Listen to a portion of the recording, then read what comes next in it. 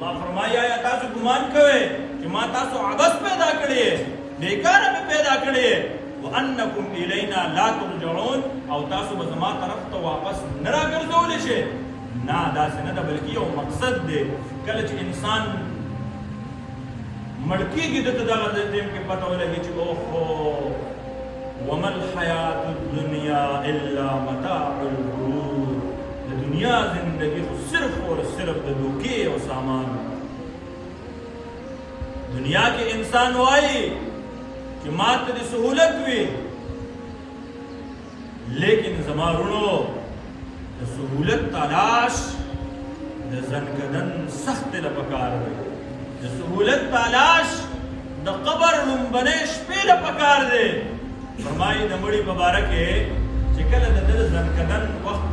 د ده زنکدن ختم شي نو په دغه ټایم کې دته د خپل خپلوان چې راټول شي او دته جاړي نو